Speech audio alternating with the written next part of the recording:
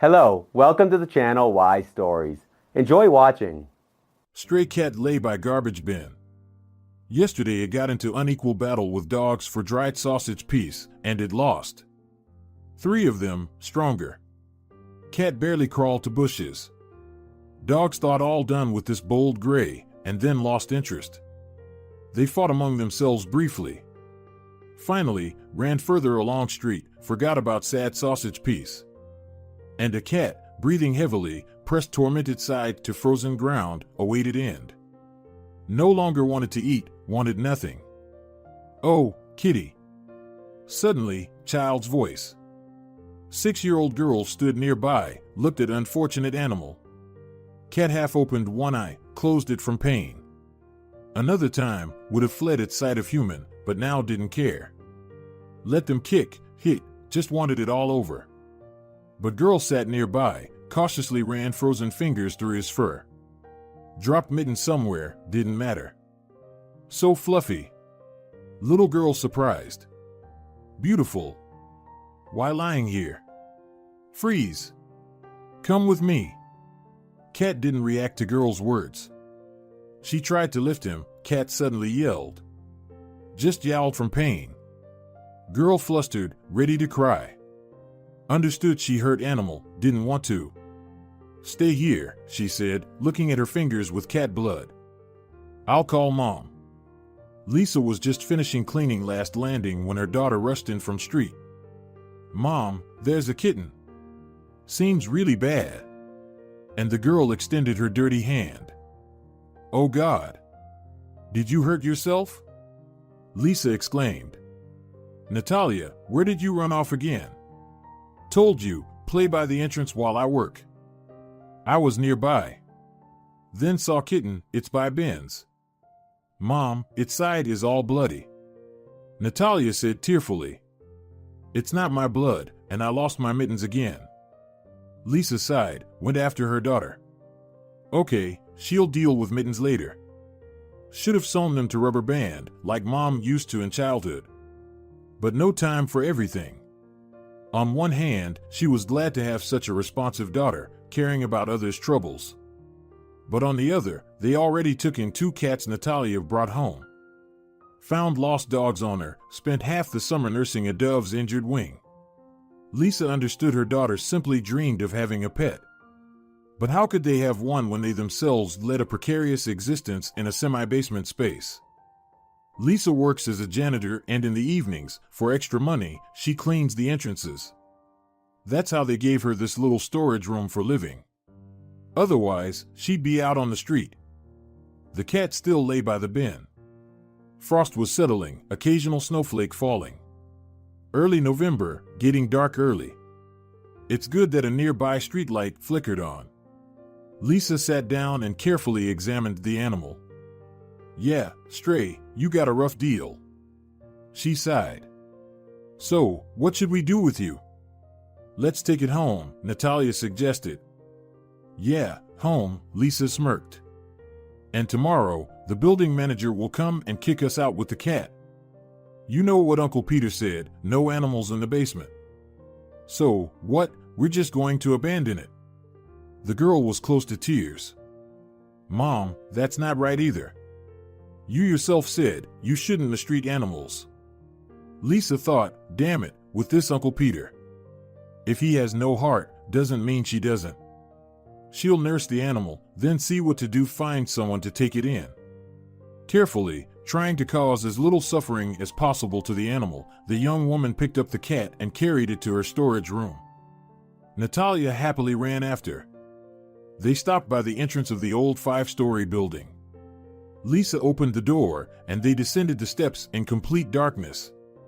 They reached the battered door with sure steps. Keys jingled again, and they were home. The musty damp air hit their noses. Natalia turned on the light. The dim bulb illuminated their modest living space, a 12-square-meter room with an unfolded sofa, a writing desk, a wardrobe, a refrigerator showing its age in the corner, a kitchen table, and on it, a hot plate and a kettle.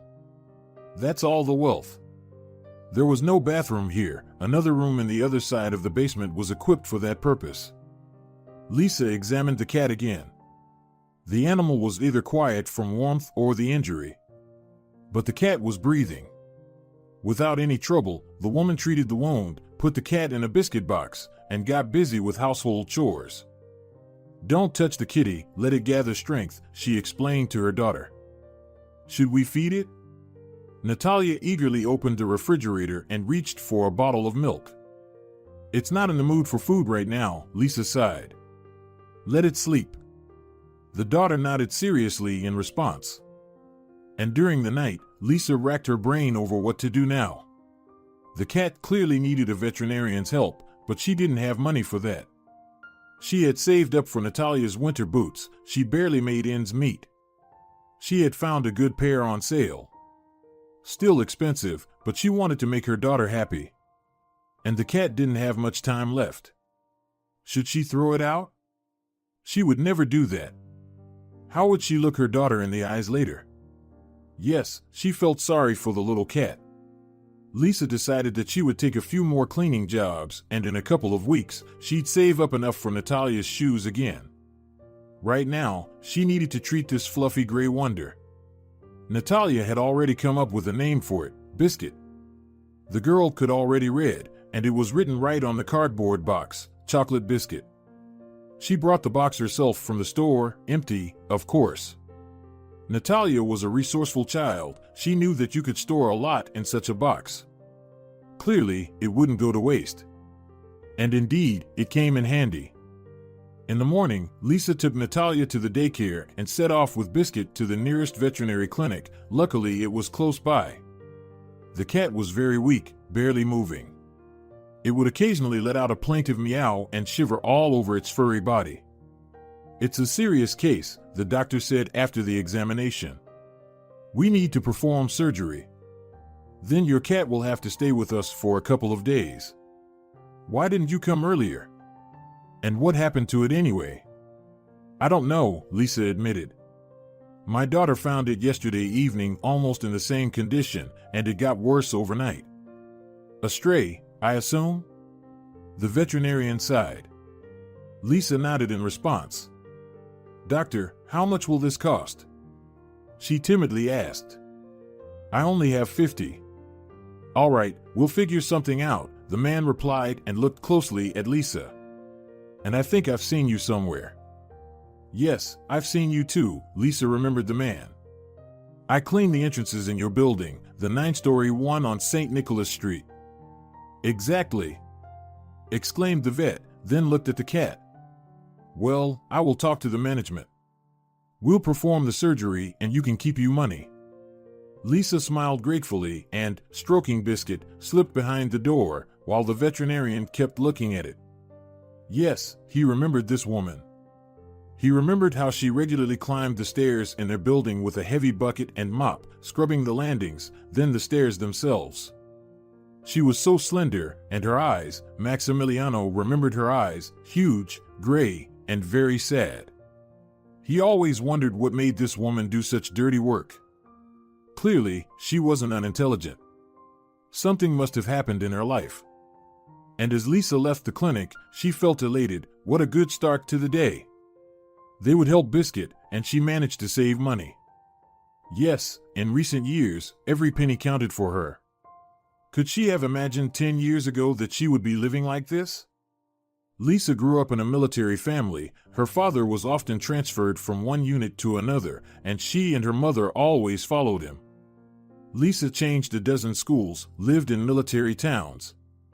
Despite the frequent moves, she studied well and dreamed of becoming a journalist.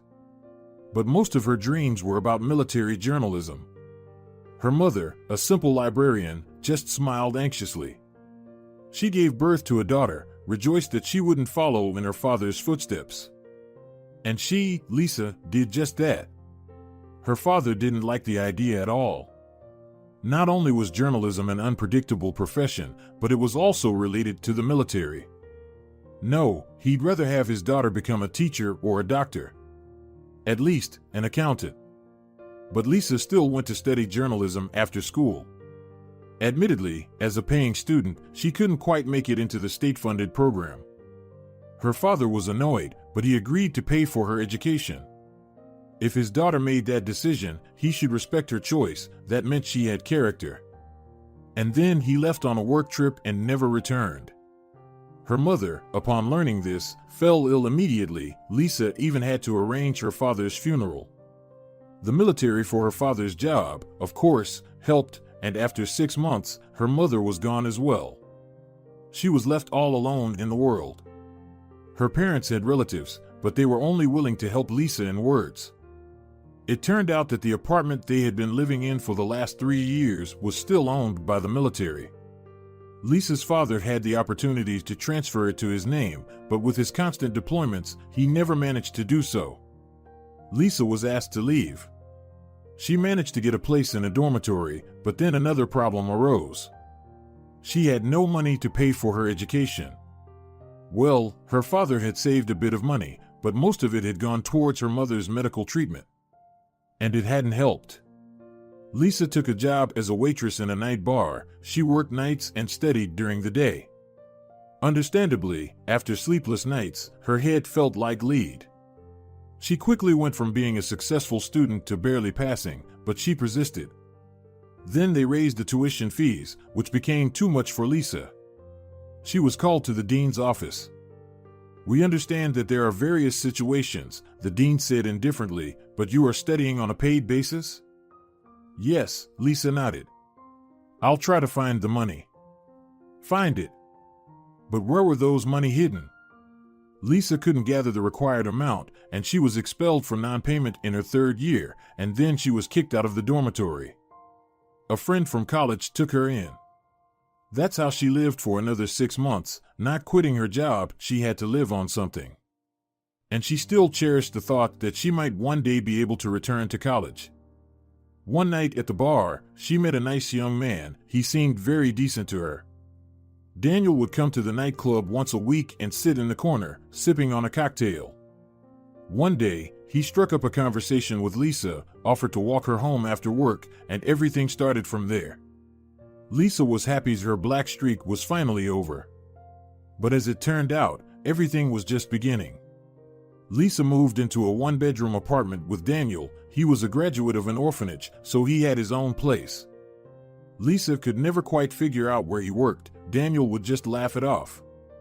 Over time, she began to realize that it was something illegal and started demanding that he quit. But he would just make jokes again. "I'm a secret agent, Lisa," Daniel would laugh. Almost like James Bond. "Daniel, I'm serious." "Well, if you're serious, Lisa, you don't need to know about it." And his words left Lisa so uneasy, a silly foreboding feeling. Several months later, Daniel died. And only then did Lisa learn everything for sure from the police. His friends got rid of him. They didn't agree on something.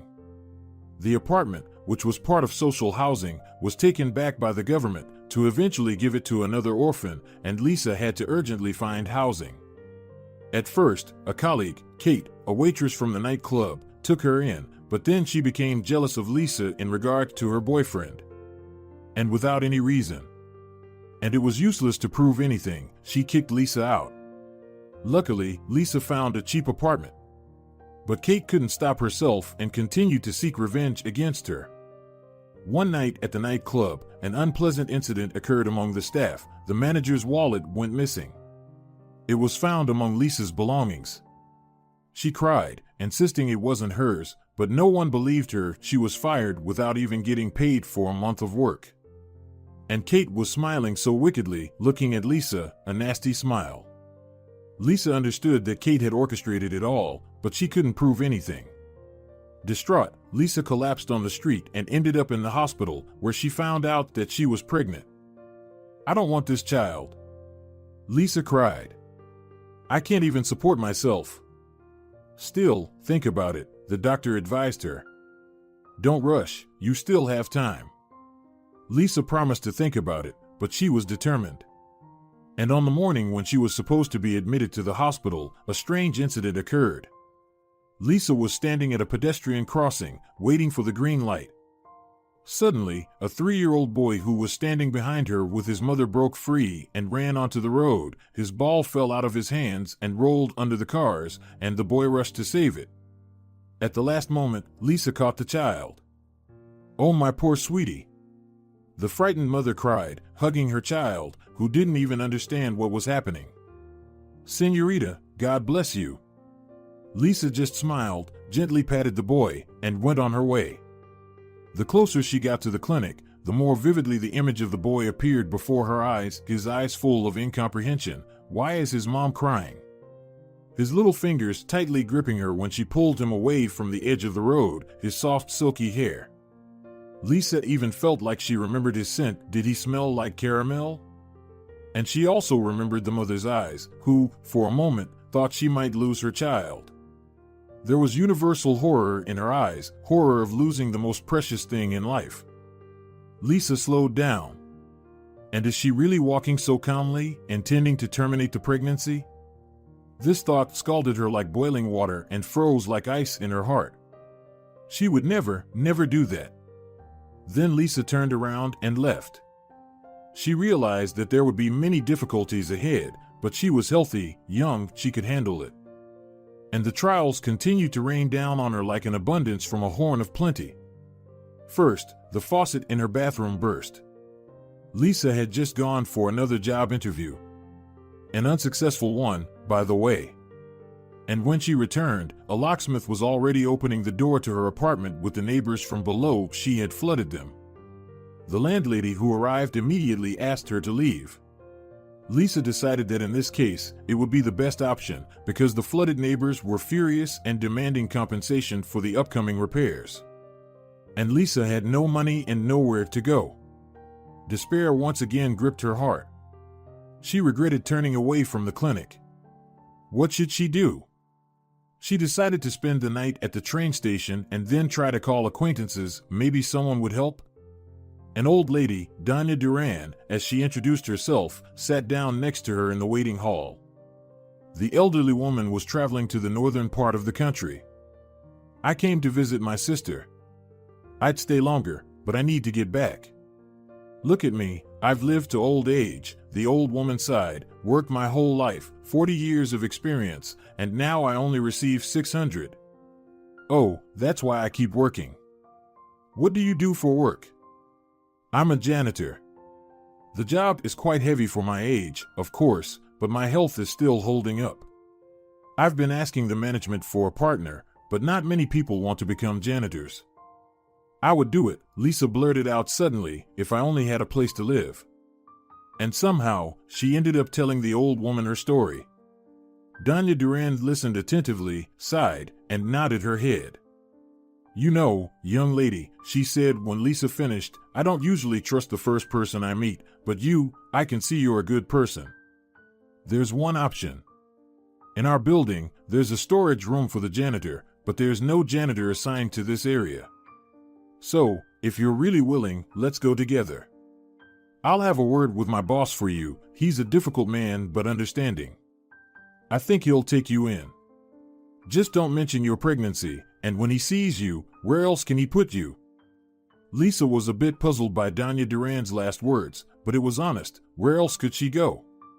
And it was a real option. The important thing was that there was housing available. So, Lisa went from the central part of the country to the northern region. Surprisingly, the head of the housing complex, Señor Gallego, was happy to accept a new employee. Doña Duran even introduced her as her distant relative. Lisa started living in that storage room in the basement.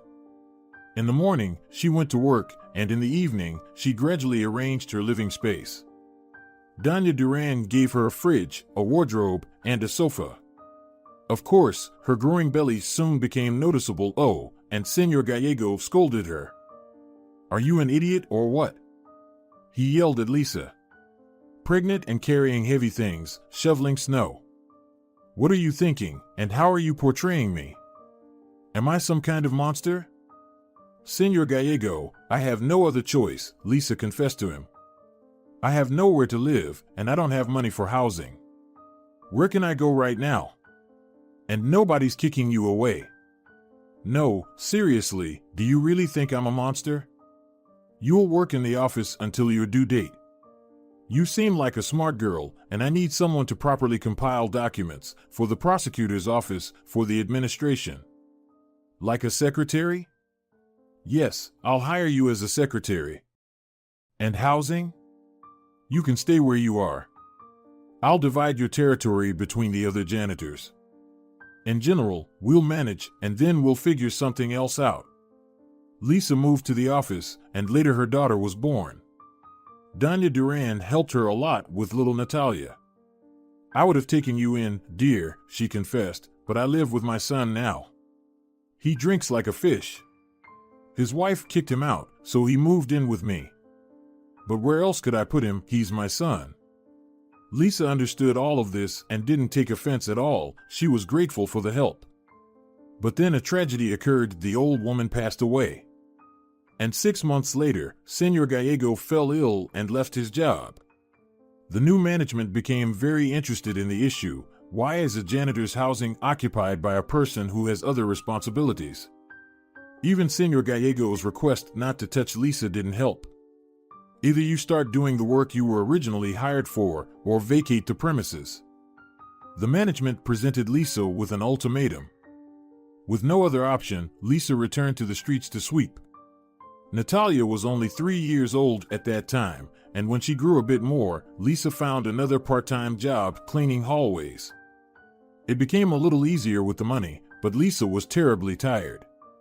But she saw no other way, and where was that way? Who needed her? Natalia was growing into a smart and clever girl, and a very kind one. She felt sorry for every animal. Lisa supported her daughter. She believed in helping those who were worse off in life. But then, the new building manager, Senor Peter Hidalgo, was a staunch opponent of any animals. If he somehow tolerated domestic cats and dogs, he drove all the homeless ones away. When he saw Natalia rescuing a poor kitten once again, he scolded Lisa for it. He threatened to evict both her and her daughter from the room. So, they secretly helped unfortunate animals. And then came Biscuit.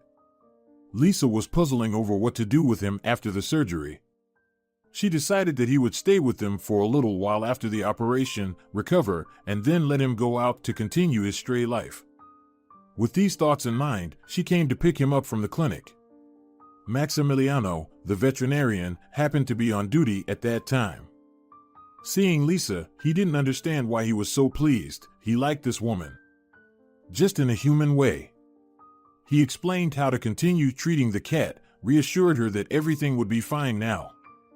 The cat had been watching the people cautiously all this time. In general, he hadn't been trusting people lately. The streets had taught him that. But he definitely liked these two. He shifted his gaze between the woman and the man, occasionally yawning. Well, Biscuit, let's go home. Lisa smiled and opened her old backpack. Instead of using a carrier, she decided to use the backpack. The cat looked at the woman, then at the backpack, with surprise. She was calling him by some strange name. Wait! Suddenly exclaimed Maximiliano. I have a carrier bag.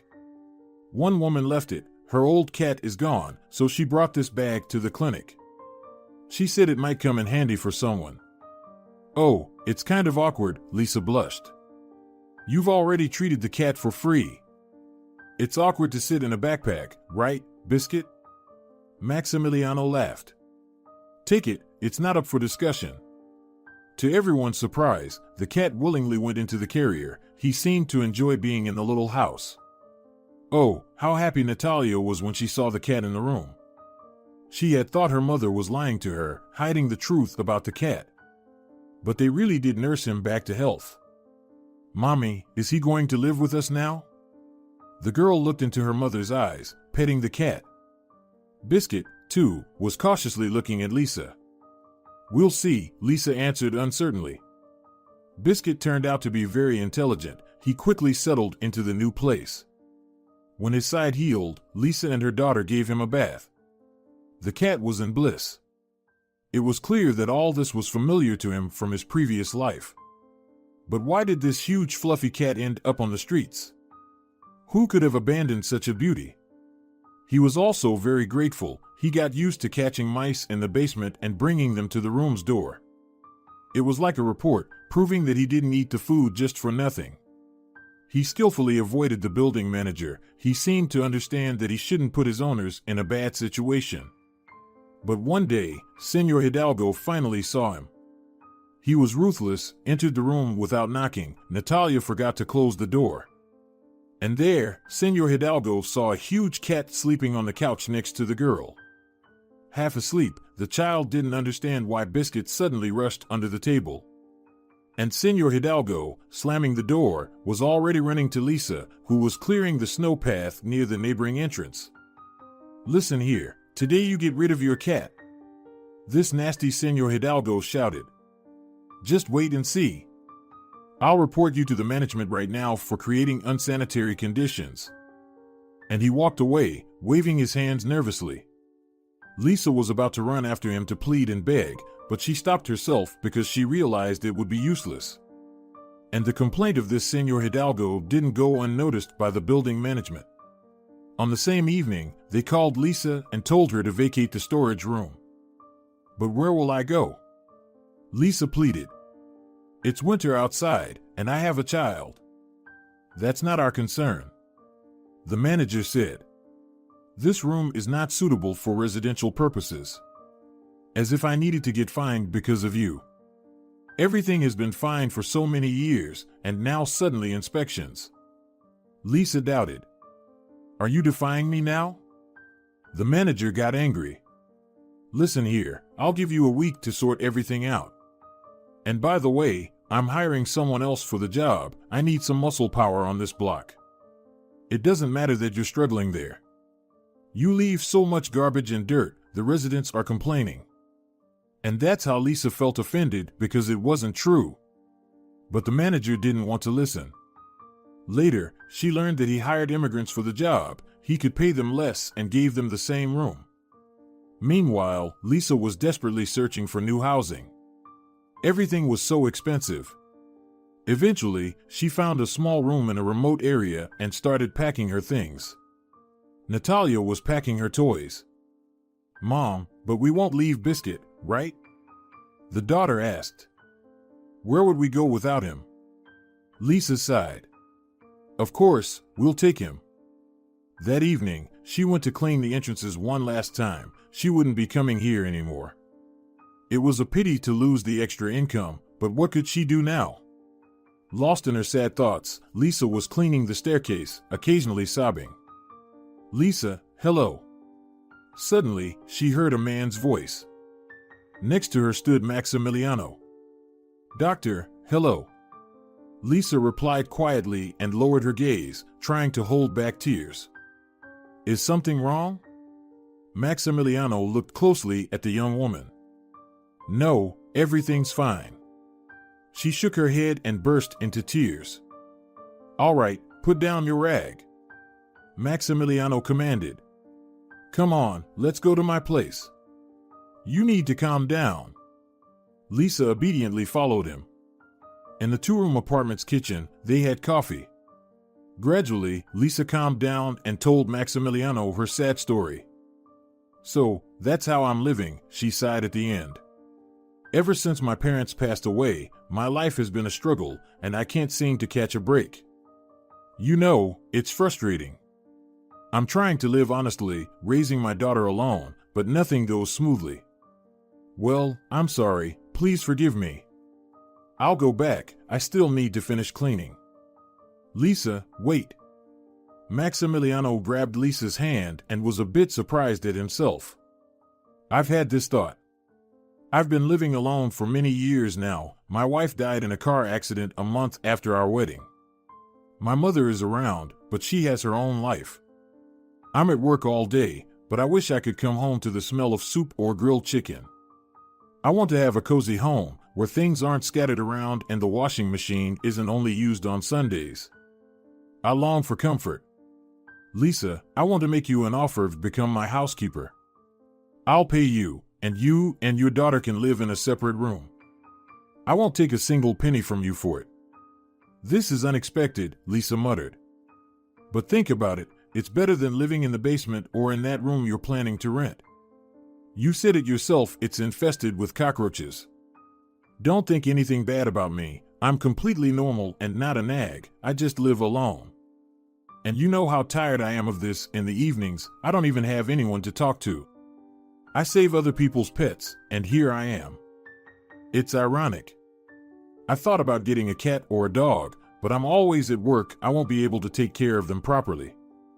Maximiliano looked at Lisa with a questioning gaze. She didn't know how to respond.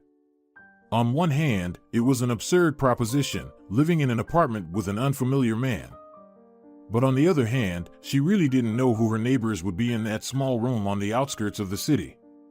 What if it's some alcoholic or crazy person? And yes, Natalia wouldn't have to change daycare, and she'd be going to a good school nearby soon. Well, of course, it's somewhat reckless on my part, Lisa finally mustered. But I agree. Although, it's not just the two of us. How many then? Maximiliano was surprised. 3. With the cat. After all, you saved him. Well, yes, Biscuit, it seems. That's great. Now I'll have a pet in my apartment. That same evening, Maximiliano helped Lisa move her things. Natalia was thrilled with the new room and the apartment. Essentially, the child was experiencing decent living conditions for the first time. Biscuit swaggered around the apartment, sniffing all the corners. He understood that this was his territory, sprawled in the middle of the room, and purred contentedly. Well, it seems we've settled. Maximiliano smiled. Lisa looked at him gratefully. Hope unexpectedly entered her life that everything would now get better. The next morning, Lisa took Natalia to daycare and began cleaning the apartment. While Maximiliano was neat, it was still evident that a bachelor lived in the house, clothes on a chair, dust on the chandelier. Lisa enjoyed tidying up. She even hummed something. She remembered how she used to live, how she and her mom did a thorough cleaning for holidays, how her dad would beat the carpets in the snow for the new year. The memory of the latter gave her an idea. She should take the carpet in the living room outside and shake it. The vacuum cleaner can do its job, but a bit of fresh air would be nice. Without much thought, she rolled up the carpet and dragged it to the hallway. Fortunately, it wasn't heavy at all. And then, the front door opened. On the threshold stood a woman in her 60s. Bright makeup and fiery red hair that clashed didn't suit her well, but apparently, she saw things differently. She was dressed in a short winter coat, almost like a teenager. Lisa even smiled to herself. Maximiliano had warned that his mother sometimes comes over. Could this be her? Who are you? The woman asked first, inspecting the slender, pretty girl with the carpet in her hands. She herself had given her son this carpet. And the carpet from the living room. Did you just climb in here without permission? And the woman stepped back and pulled out her phone to call the police. No, that's not what it looks like. Lisa exclaimed. I'm the housekeeper. Maximiliano hired me for work. I wanted to shake the carpet outside. Call him and ask. I really am the housekeeper. Sonora Paula Morales raised her eyebrows. A housekeeper? Has her son completely lost his mind?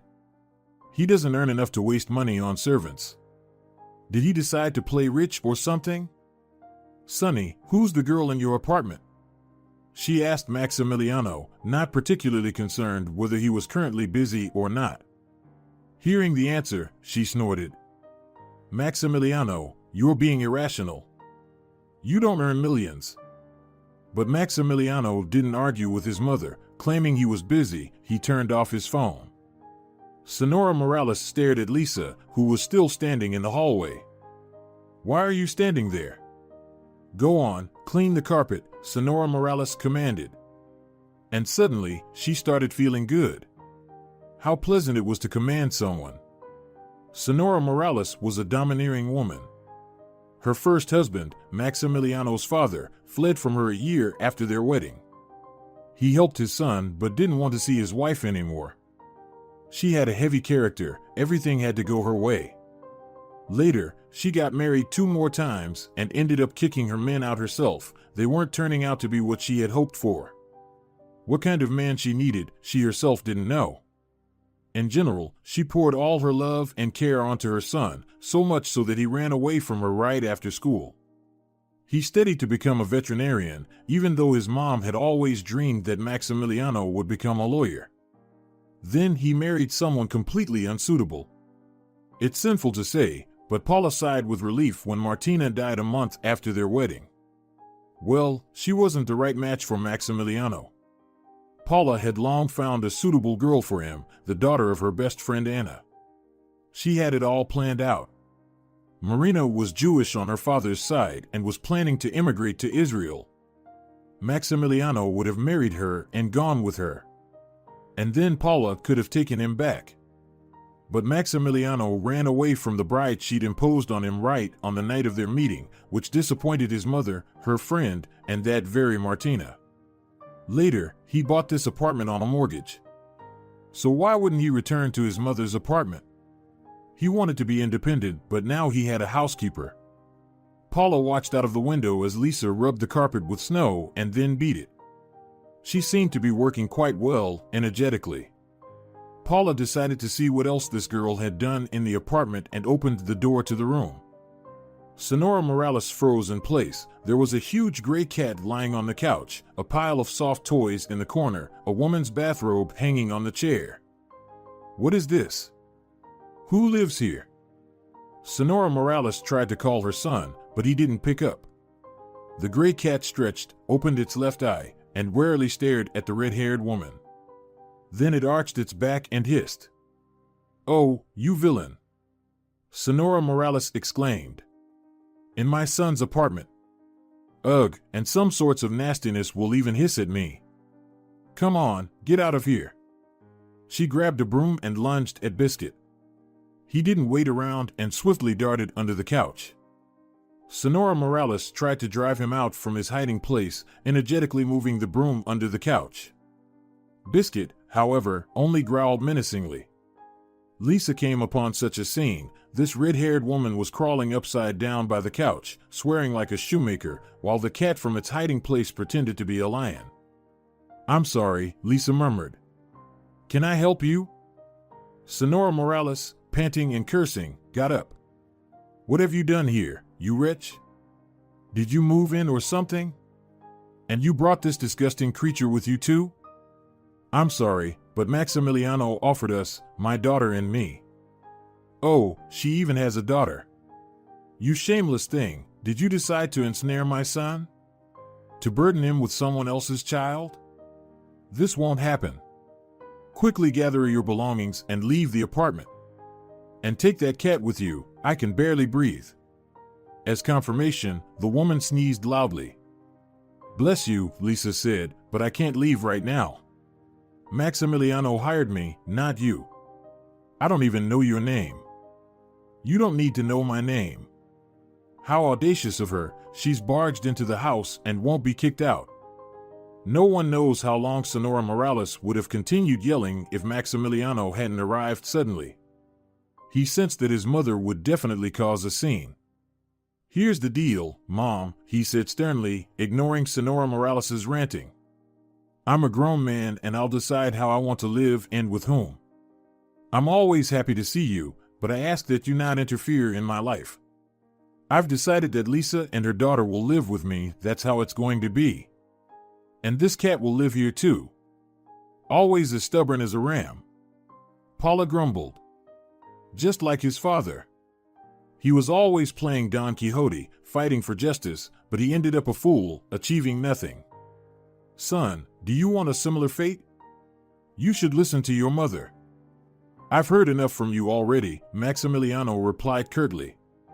"I'm sorry, but I need to get back to work. Just dropped by for a few minutes." "Are you leaving?" Sonora Morales realized that her dear son was standing up to her. With some dissatisfaction, she mumbled something and left.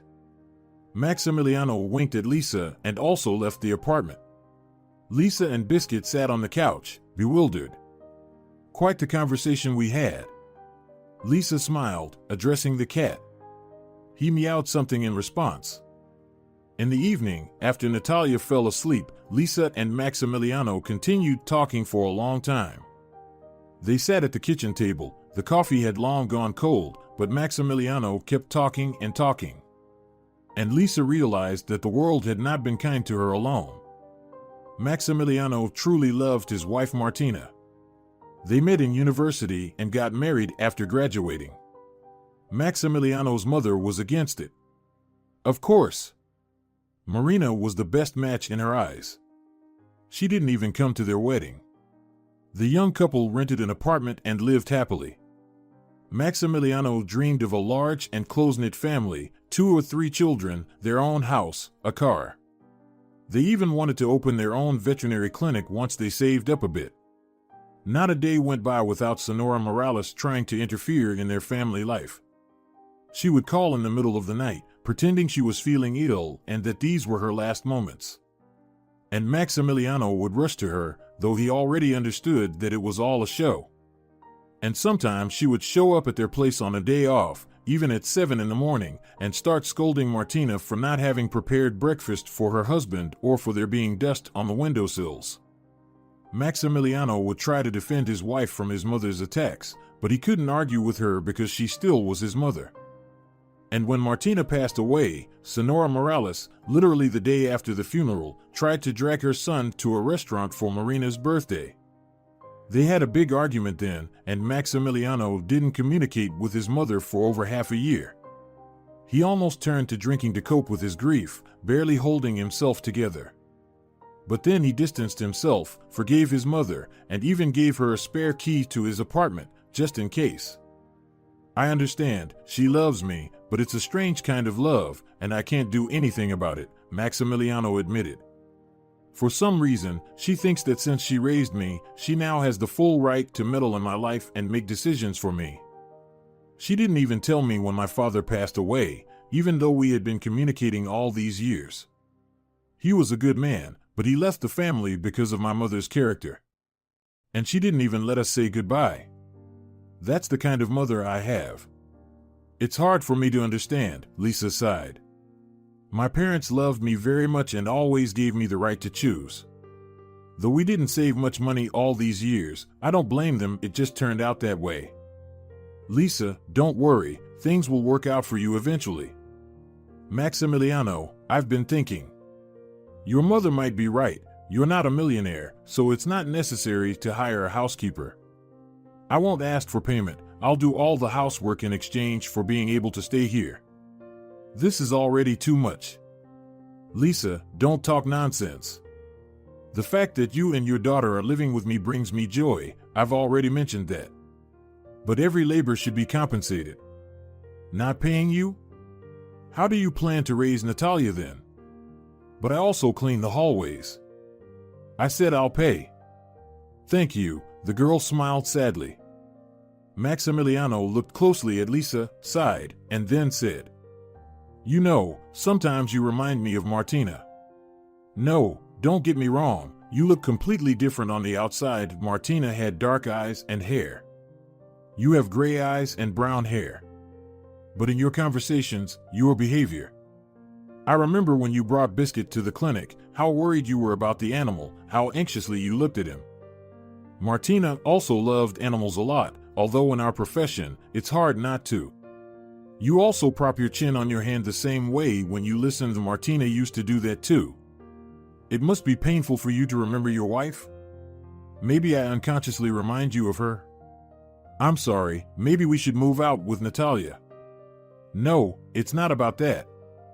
I wanted to say that I feel good with you. Even just sitting here in silence, drinking cold coffee.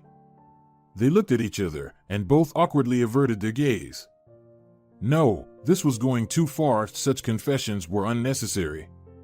They were just living under the same roof, and at night, Lisa couldn't stop thinking about Maximiliano.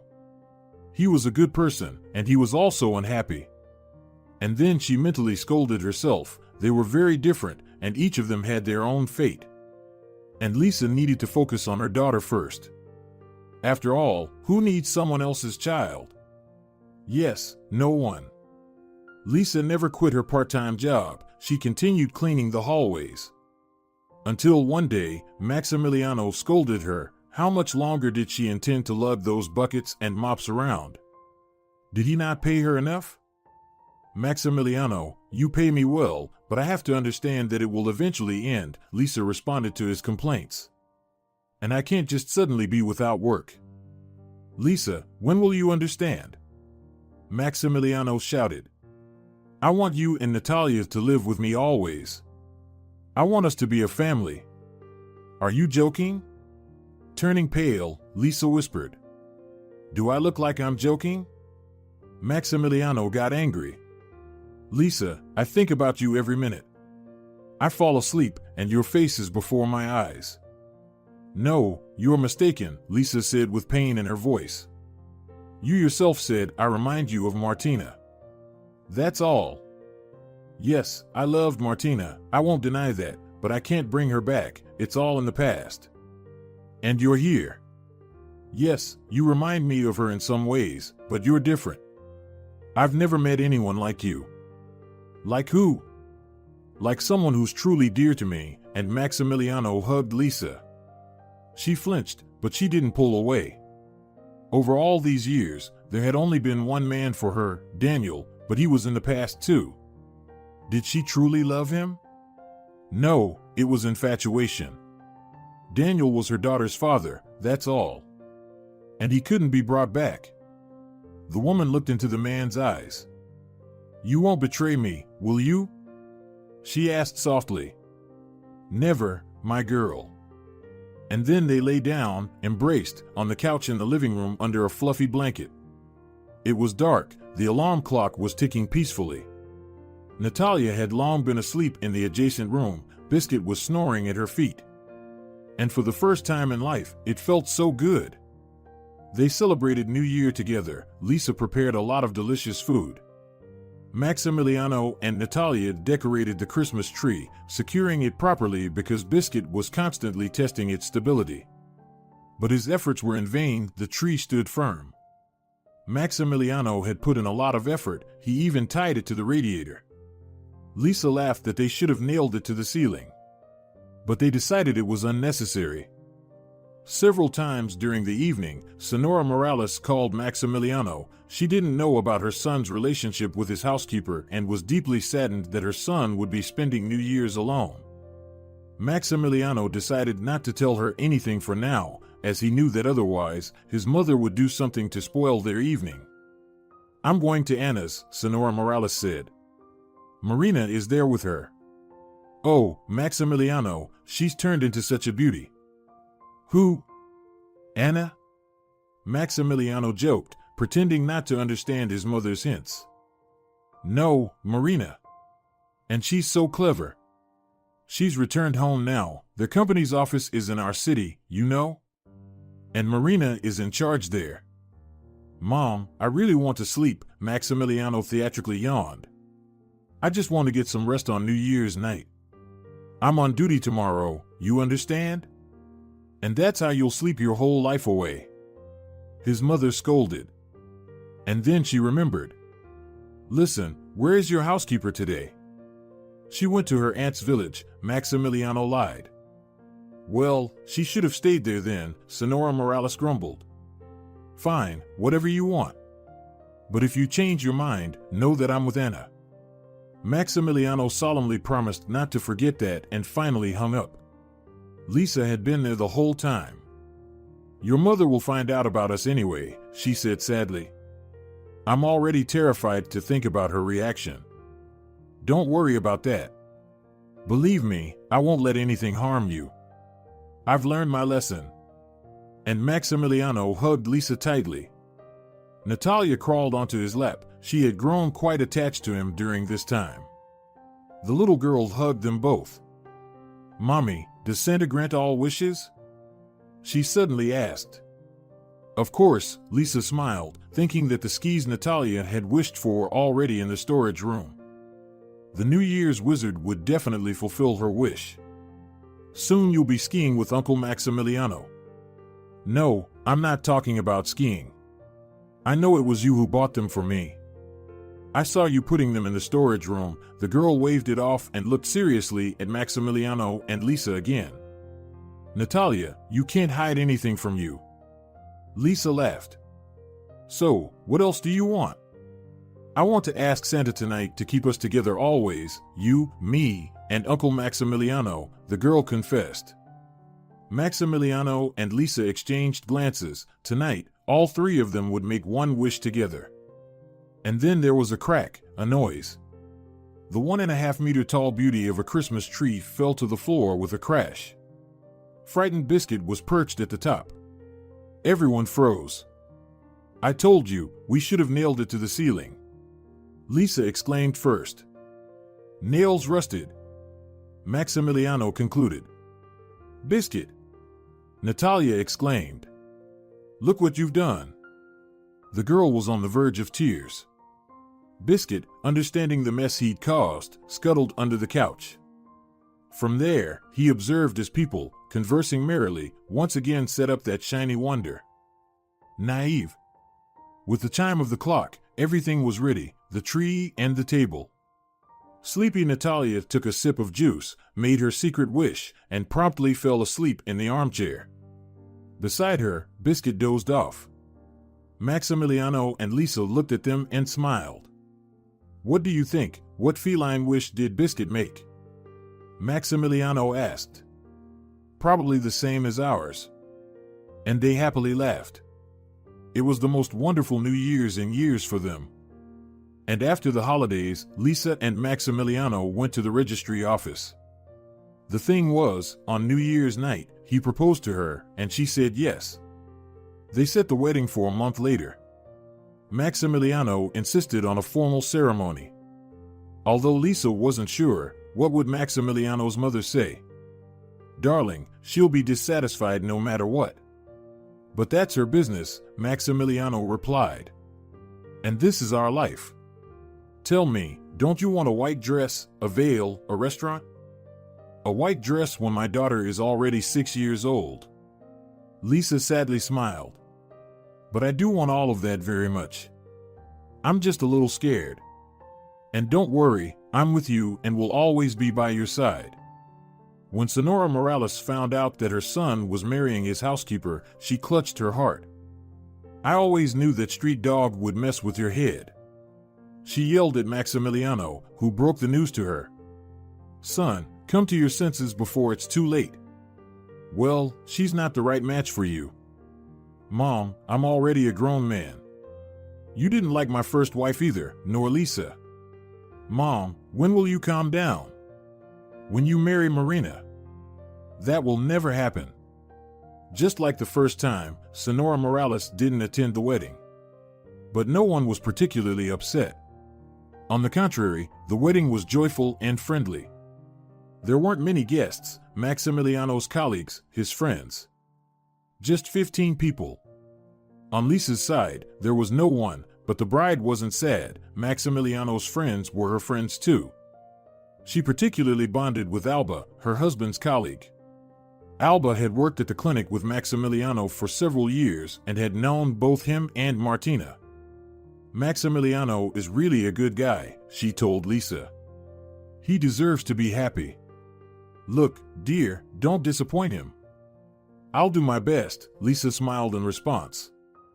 Natalia also enjoyed the wedding. That was the first time she called Maximiliano Dad. Yes, now they were a real family. Meanwhile, in her apartment, Sonora Morales was raging like thunder and lightning.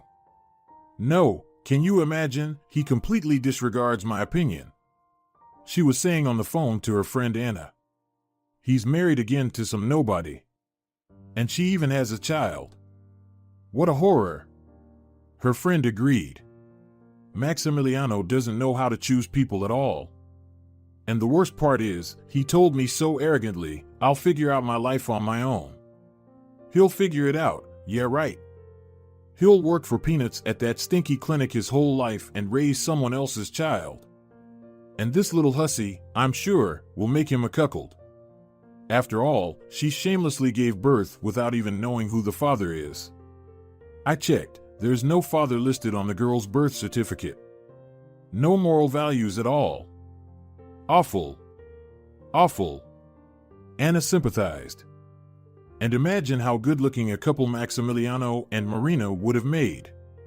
Sonora Morales sobbed. Sometimes I even dream that they're together. Oh, my friend, I would have wanted that too. It hurts to see my daughter like this. She truly loves Maximiliano. She's loved him for so many years. And I suspect she came back because of him. Right, I'd bend over backwards, but I'll ruin this new marriage. Sonora Morales promised. We'll marry our children anyway. We will. Anna agreed. Several months passed. Lisa didn't want to depend on Maximiliano financially and was eager to work. But where? And luck was on her side. A position opened up in the reception of a veterinary clinic. Lisa quickly got the job there, and now the newlyweds didn't part during the day or in the evening. Lisa quickly adapted to her new role, and she enjoyed her work. She took pride in the fact that clinic visitors always wanted to see her husband. He was a good doctor.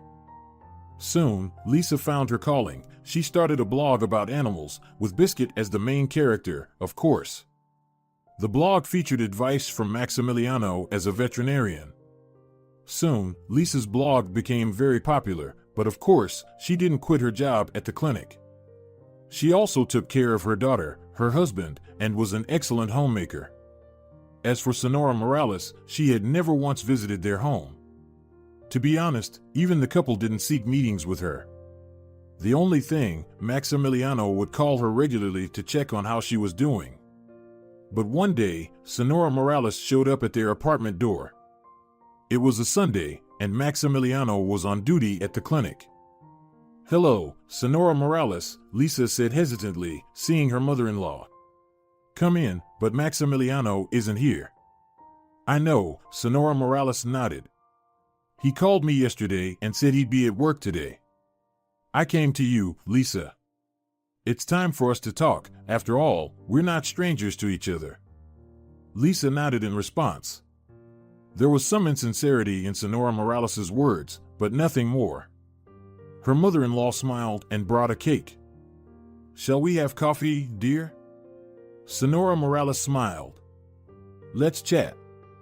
Yes, of course, Lisa hurriedly agreed and went to the kitchen to put on the kettle. From the room, Natalia appeared, followed by Biscuit. Oh, you're actually quite grown, girl. Sonora Morales beamed and handed the girl a stuffed bunny. Thank you, the girl said, looking surprised at the woman. And who are you? Me? She stammered, her face turning red, but she quickly composed herself. You can call me Sonora Morales. Sonora Morales, do you like cats? Natalia asked her. Look, here's my cat. The woman glanced at the cat. It also looked unfriendly at the guest. It seemed to remember that broom. It hissed and hid in the room. Maybe it's afraid of strangers, Sonora Morales smirked. No, you didn't answer. Do you like them? Natalia asked persistently. Of course, dear, Sonora Morales beamed again. Why are you wearing shoes inside? Natalia frowned. You're supposed to take them off at home. The little girl pulled out pink slippers. Sonora Morales chuckled again, but she restrained herself. Well, she came here not to argue. The woman took off her shoes, put on the slippers. Lisa appeared from the kitchen and invited her to have coffee. She had already poured coffee into beautiful cups from a nice set, cut a cake, and also put out her homemade pie and some fruit. I don't want any, Natalia said and headed to her room. She didn't like this aunt at all. She hadn't properly introduced herself, and Biscuit hissed at her. We'll save the most delicious piece of cake with the biggest roses for you, Sonora Morales said peaceably to her and looked at Lisa. You have a lovely girl. Lisa thanked her and invited her to the table. Sonora Morales sat down, then suddenly remembered. I left my phone in my bag. Lisa, could you please bring my bag from the hallway? I'm waiting for an important call. Lisa nodded and went to the hallway. The bag was on a table near the mirror, and from the mirror, you could see the kitchen perfectly. Lisa briefly glanced at her reflection and froze for a moment. Her mother-in-law poured something from a small vial into her cup, then quickly hid it in her pocket. Lisa went back, unsure of what to do. Should she say she saw?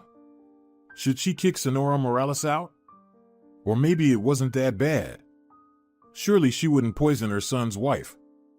But Lisa had no intention of drinking that concoction. Sonora Morales, she said, handing over the bag. Did your heel break? What heel? Sonora Morales looked surprised. I thought one of the heels on your shoes looked strangely turned. I noticed it when I took the bag. That can't be. The woman exclaimed, her expression even changing. They were designer shoes, and she hadn't even realized there was an issue with the heel. Her mother-in-law burst into the hallway, and at the same time, Lisa switched the cups. Oh, honey, it's all fine. Sonora Morales returned with a smirk. The heel is meant to be that way. Very comfortable, by the way. Let's have coffee.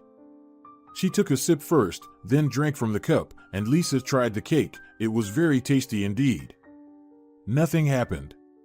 Lisa decided there was probably nothing harmful in the tea. Both of them finished their cups. Lisa poured some more, and suddenly Sonora Morales reddened, grabbed her throat, and started choking. In the first second, Lisa froze in horror. What's happening? Oh my God, it's coffee. She rushed to Sonora Morales, who slumped onto the table, hardly breathing. Luckily, the ambulance arrived quickly. It's poisoning, the doctor determined without a doubt. I'm calling the police. Lisa nodded in agreement. Let the police deal with it now.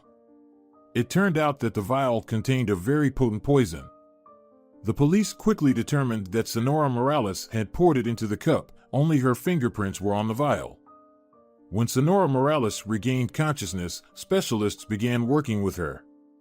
Everyone concluded that she had done it intentionally right in front of her daughter-in-law. In the first few minutes, the woman couldn't make sense of it all.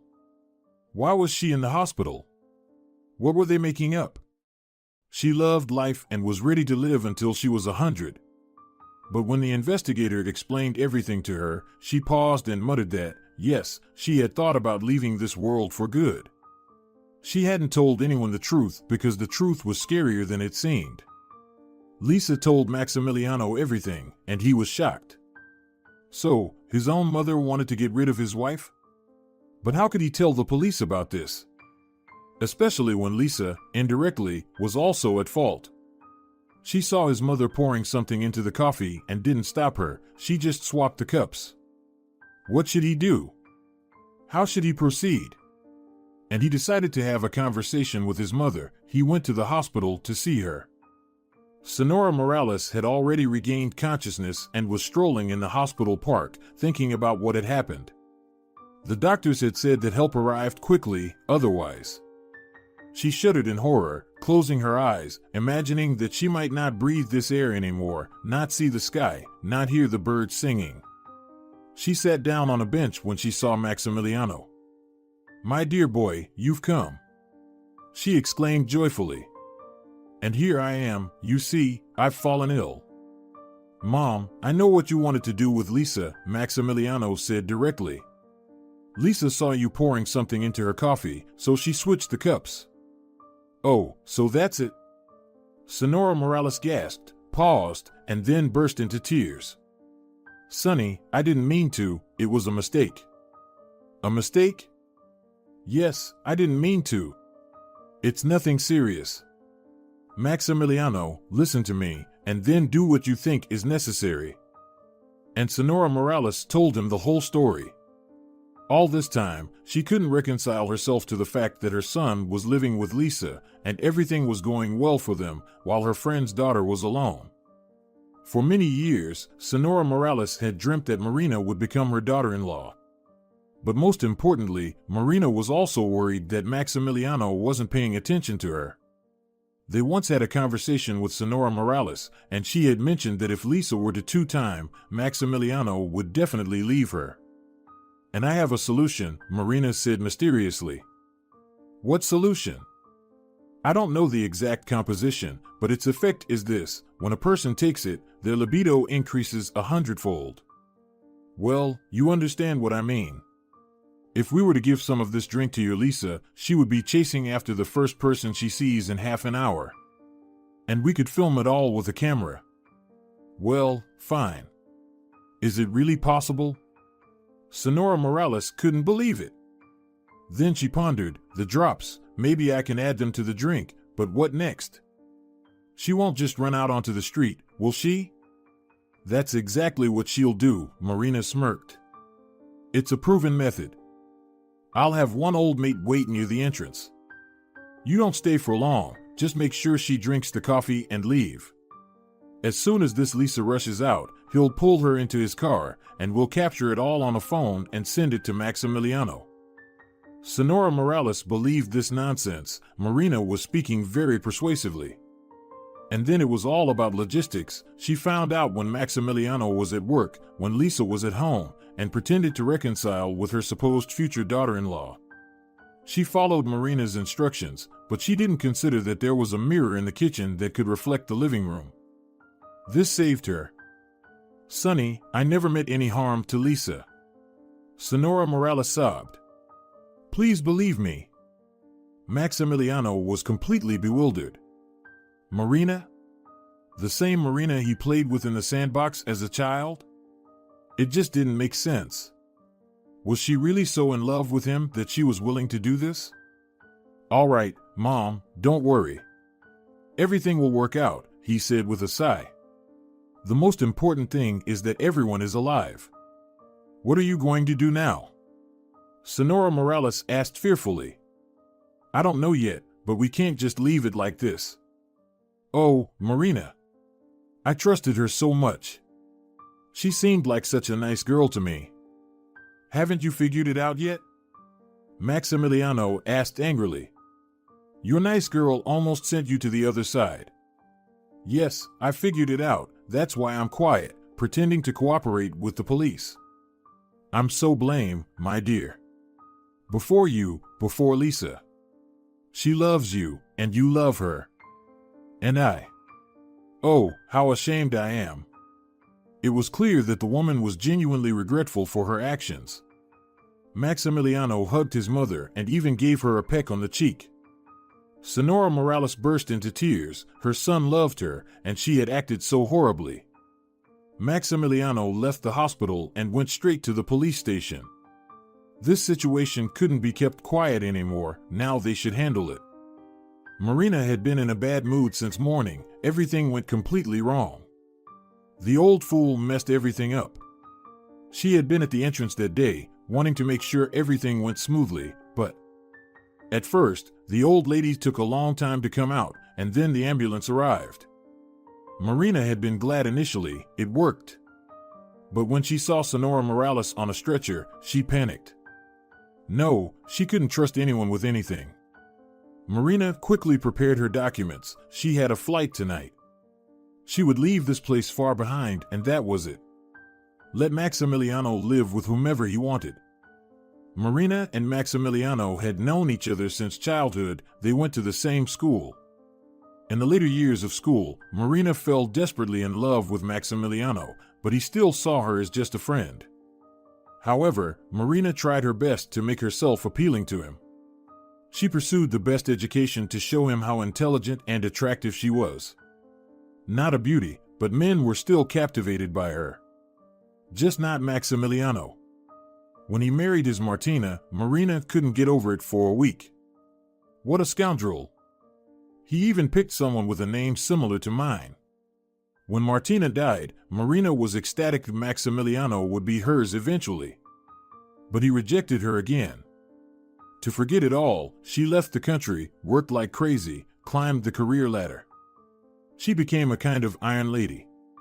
But her heart still skipped a beat at the thought of Maximiliano. How was he doing? Her mother said he was living alone, working at some shabby clinic. Dr. Doolittle. Marina smirked. Well, what a stupid way to spend his life. No worries, she would still get what she wanted. He would be with her. And then she would find him a suitable profession. She dreamt of spending New Year's with him, flying back home on wings of anticipation that they would soon be together. Her mother assured her that Sonora Morales would definitely invite him for the holidays. And from there, Marina wouldn't let her escape. And again, it didn't work out. He supposedly wanted to sleep on New Year's Eve. Tired. Wasn't she tired? But he was lying. Even back then, he was involved with that mess of a girl. Marina later learned all about her, about that Lisa. They expelled her from college, she got pregnant from someone unclear, lived in some basement, swept the streets, cleaned the floors, a total mess, in other words. And Maximiliano picked her up and even married her. He even took on her child, what an idiot. Every day, she harbored a plan for revenge, and one day she realized how to get rid of her rival. It didn't matter anymore if Maximiliano would be with her or not, she just had to punish that silly Lisa. And Maximiliano, he had no right to love anyone but her. Marina acquired this poison from a market abroad. The vendor explained to her that it was an excellent remedy for cockroaches, but it should never be consumed by humans, a 98% chance of certain death. But that was what Marina needed. Later, that foolish old woman believed in a potion that turned a person into an animal. Everything seemed fine, just a little waiting left. But they took the old lady away, and she miraculously survived. Those unfortunate 2%. Sonora Morales was lucky. Now Marina was worried that the old lady might figure things out. She couldn't be that foolish. And if she spoke up? If Lisa had crossed over, it would have been simpler. Marina had prepared well. Everyone knew that the mother-in-law detested her future daughter-in-law, and Marina happily told everyone about it. A couple of times, seemingly by accident, she dropped hints that Sonora Morales should do something about Lisa. But still, it was all precarious. In short, until that old fool regained her senses, Marina needed to fly away to a place where she would be out of reach for sure. In the evening at the airport, Marina was detained. She feigned complete indignation. For what? Why? She continued to argue in the office. When the charges were brought against her, she quieted down a bit. Then she smirked. And you won't prove anything. Sonora Morales is making false accusations against me. Seems like she wanted to send her daughter-in-law to the other world herself, but failed. What's that got to do with me? Is there any video or photo evidence of me saying what should be done to Lisa? No? There you go. It's all just slander. The investigator himself understood that a good lawyer would acquit Marina, and then Sonora Morales would end up being the scapegoat. But that's not right. He felt that this bold, self-assured girl was guilty. But help came from an unexpected source.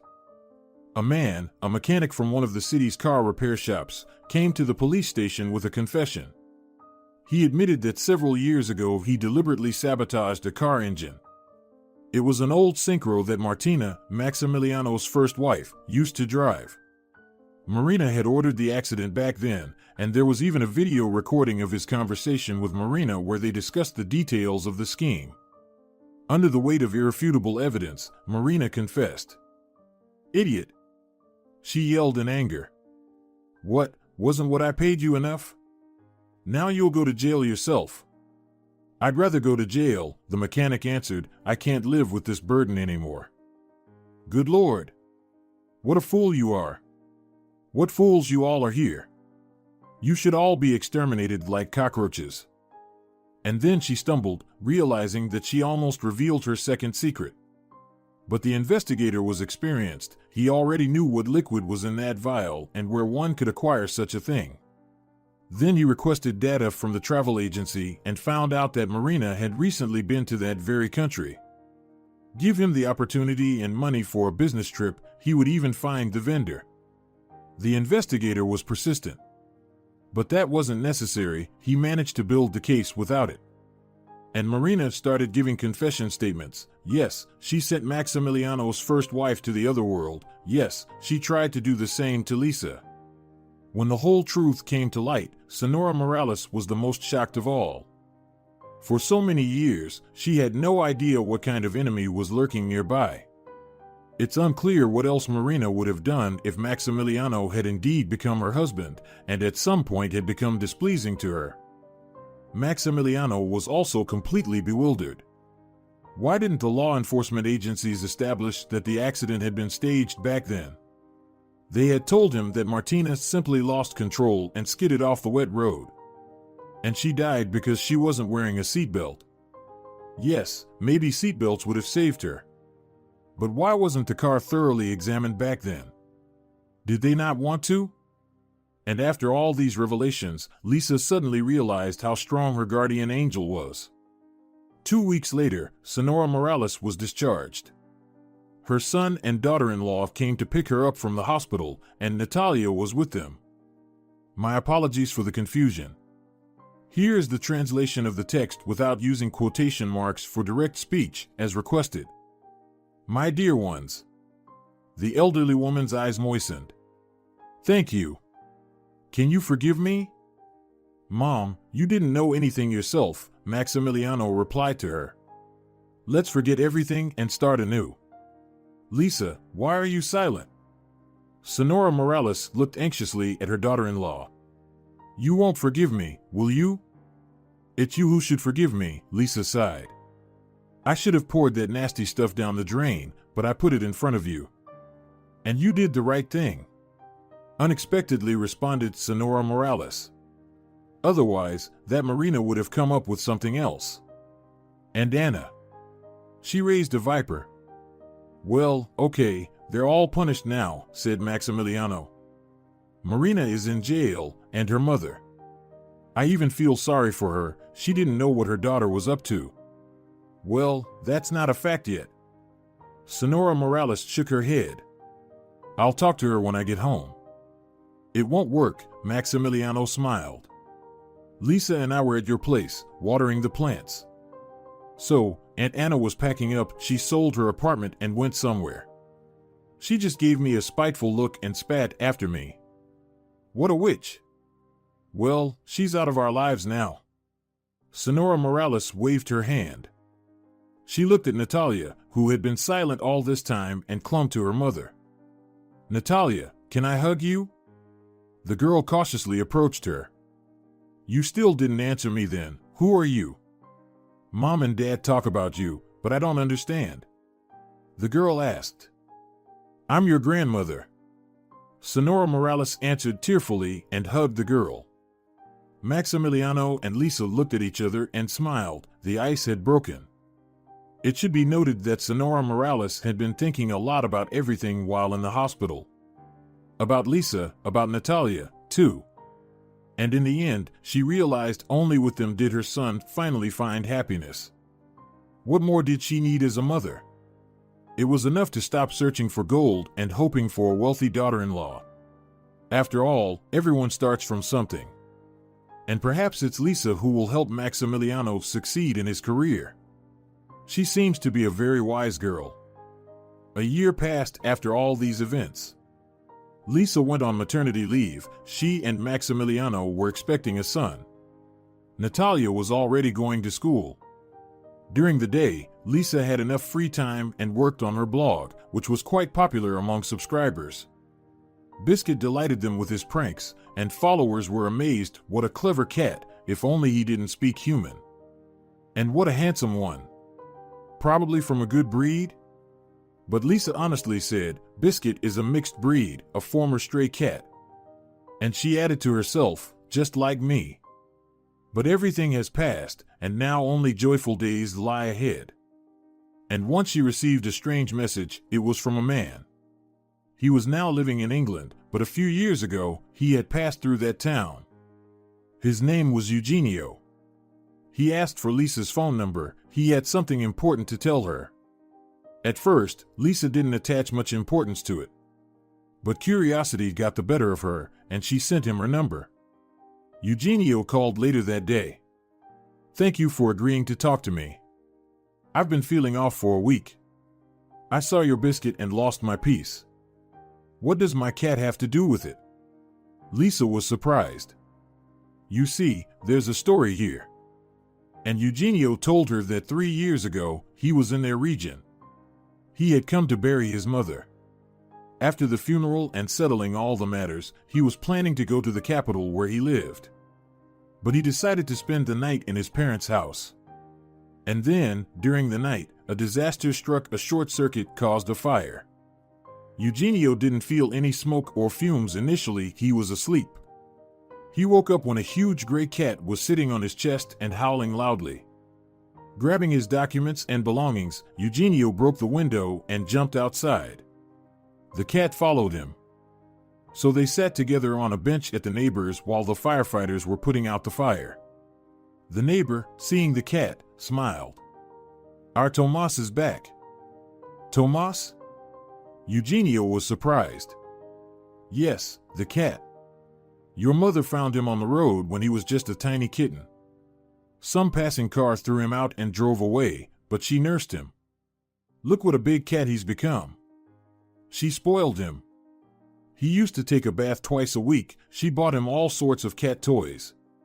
When Dolores got sick, Tomas never left her side. He would lie on the painful spot, and her pain would ease. And when she died, he left the house. You came for the funeral, saw him, didn't you?" "No?" "There you go. The cat was grieving somewhere. But as you can see, he's back.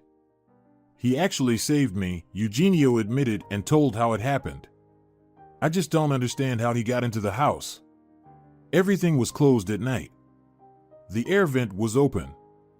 "Oh, Eugenio, you've become urbanized. You've forgotten all about rural life. What are you going to do with Tomas now?" "I can't take him. I already have 3 of my own cats." "Should we take him into the barn?" "No need for the barn," Eugenio confidently replied. "I'll take him with me. He saved my life. My mother loved him, and I'm not going to abandon him. My daughter loves playing with animals. She'll take care of him." Bought in the district center, Eugenio took the carrier, and they went by train to the city.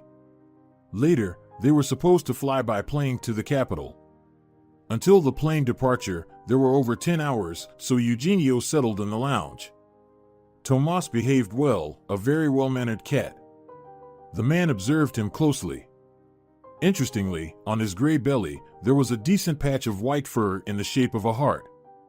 This amazed Eugenio. Nature had outdone itself. Then he needed to go to the store. A cleaning lady entered his room. Eugenio doesn't know what happened there, but he suspects that the cleaning lady simply threw the cat outside. There was a lot of fur from him. In general, Eugenio ran around, called for Tomas, but he seemed to have vanished into thin air. So he flew off alone. He was worried. It seemed like he knew the cat for such a short time, but he had grown attached. The cat was smart and had saved him, but he hadn't saved the cat. With time, he somewhat forgot about this story, especially since he had a lot of work. Then he was offered a job abroad, and he flew to London with his family. But recently, he came across Lisa's blog. Her biscuit looked so much like his Tomas. But how many gray cats are there in the world?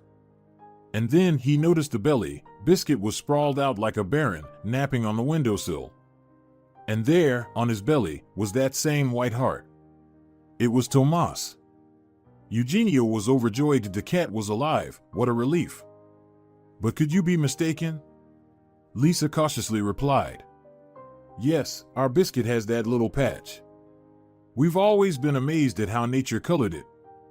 But coincidences happen.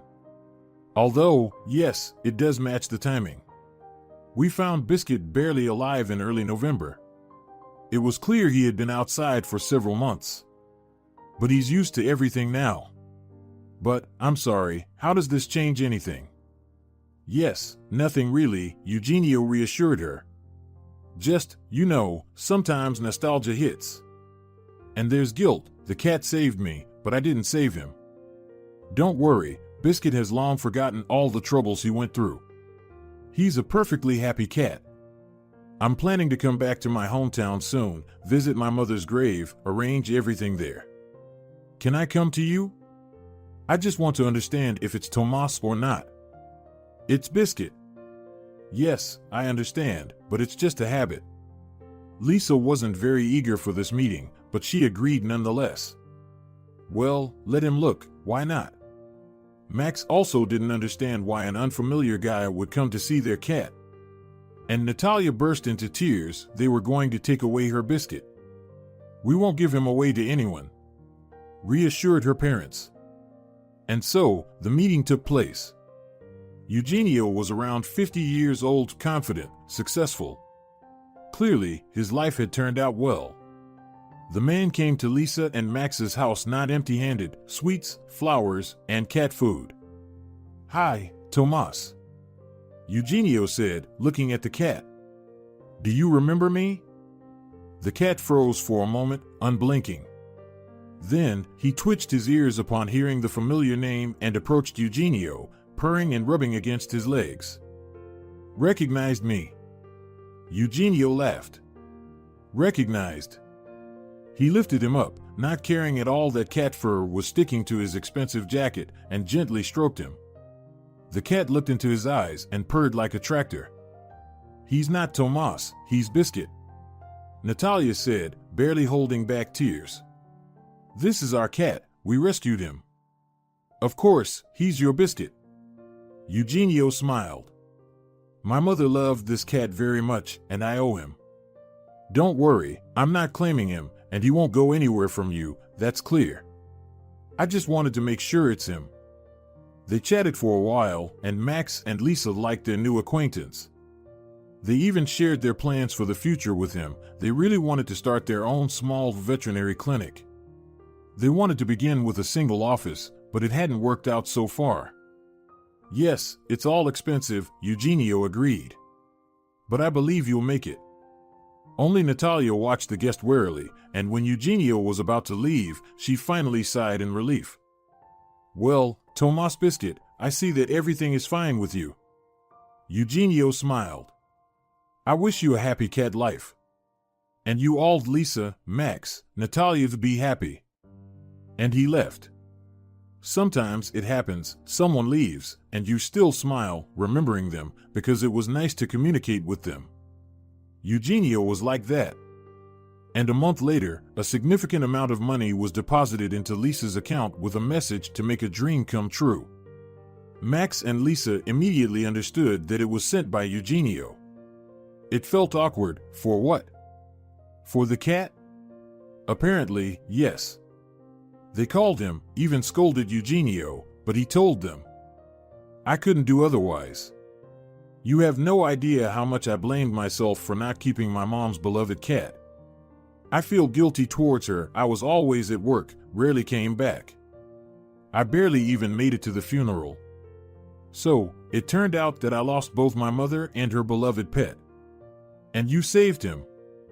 Eugenio was an amazing person, but as it's known, the wealthy have their quirks. Soon, Lisa gave birth to a son, and the whole family welcomed her home from the maternity ward: Natalia, Max, Sonora Morales. It's worth mentioning that the mother-in-law had completely transformed lately, both in appearance and internally.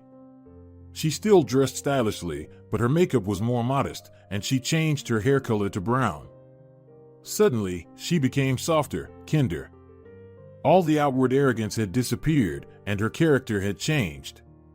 Now she was the most caring grandmother. She completely forgot that Natalia wasn't her biological granddaughter and was ready to spend the whole day with her.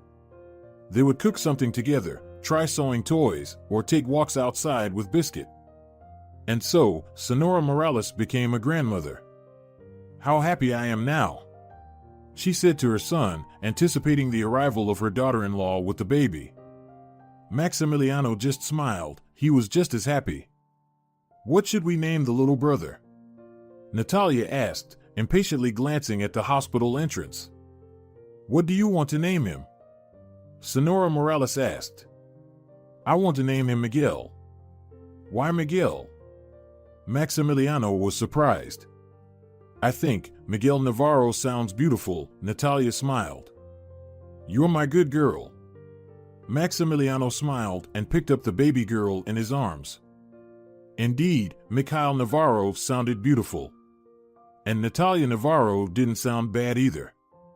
It was time to officially adopt Natalia so that there would be no questions from anyone. Yes, he had a daughter, and now a son had arrived. Lisa emerged from the building, holding a little bundle of blue. Maximiliano, Natalia, and Sonora Morales rushed towards her. "My dear little girl," said Sonora Morales. "Congratulations." And she kissed her daughter-in-law. Yes, she was her daughter. All misunderstandings were in the past. While Lisa was fully occupied with little Miguel in the first few months, Maximiliano began to work on starting his own business. It turned out that it wasn't that simple. There was a lot of bureaucracy with the paperwork. And that's where the acquaintances of Eugenio came to his aid. After all, Eugenio had instructed them to call him when Maximiliano and Lisa would start their own business. He had extensive experience, good connections, and thanks to all of this, Maximiliano soon opened a small private veterinary clinic named Tomas. Can you guess who was depicted at the entrance? Of course, Biscuit. Content and satisfied with life. And everything in Lisa's and her family's life went smoothly, as if all the troubles and misfortunes from the past had never happened. It seemed like everything was behind them, but one day Lisa received a letter from the correctional facility. It was from that same Marina. Lisa thought that perhaps she had come to her senses and was asking for forgiveness. But no. Every line of her letter was filled with venom. "I hate you, Marina wrote. "You are nobody and should be called nobody. Do you really think Maximiliano will be happy with you? Don't even hope for it. I'll serve my time, and when I get out, you'll answer for everything."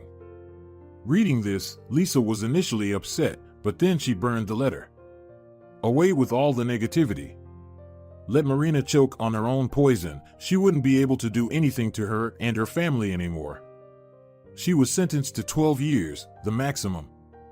And even if she got out on parole in a few years, she probably wouldn't be able to do anything to Lisa and her family. What would she become when she gets out? Clearly not flourishing and full of strength. She had ruined her own life. She now had no money or influence. All her acquaintances had turned away from her, and it was her own doing. "What's that smell?" Maximiliano was surprised, peeking into the kitchen. "Did something burn?" "Yes, something burned. All our sorrows and troubles." "I don't understand." "Oh, I'm just kidding." Lisa laughed. The parchment and oven got burnt. She decided that Maximiliano didn't need to know about that letter, and she would forget about it and forgive Marina. Because bitter resentments destroy, first and foremost, the person who harbors them. And if you look at the world with a smile, the world will smile back at you. If you lend a helping hand to those less fortunate in this life, a helping hand will be extended to you in return when times are tough. If you're enjoying it as well, leave a like